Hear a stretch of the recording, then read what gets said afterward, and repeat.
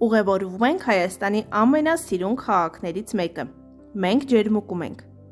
Մոզել Արմենիա հյուրանոցում մեր իրերը թողնելուց հետո գնում ենք հիանալու քաղաքով։ Նախ նկատում ենք աշխարհահռչակ շանսոնյե Շառլ Ազնավուրի կիսանդրին, որից մի քանի քայլային կողմ կառուցված է Գևորգ Թամանյանի նախագծած հանքային ջրերի ըմպելասրահը։ Այն ջերմուկի այցեքարտն ու խորհրդանիշն է։ Այստեղ այցելուները կարող են փորձել +30-ից մինչև +53 ջերմաստիճանի բուժիչ հանքային ջրեր։ Հաջորդ կանգառը ջրահարսի ջրվեժն է։ Այն գտնվում է Արփագետի ձախակողմյան կիրճում։ Այս տեսարանով կարելի է անվերջ հիանալ, բայց շարժվում ենք առաջ։ Հետդարձի ճանապարհին այցելում ենք երազանքների կամար։ Այն ևս բնության հրաշալի ստեղծագործություններից է։ Ըստ ավանդության, եթե անկեղծ երազանք պահես եւ անցնես կամարի տակով, ապա այն կկատարվի։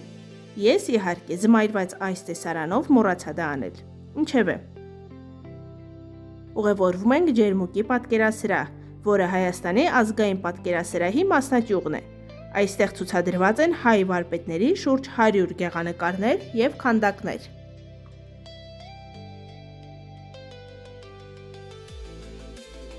Մեր վերջին կանգառը Եղնիկի արձանն է, որը քաղաքի ամենաճանաչելի խորհրդանիշներից է։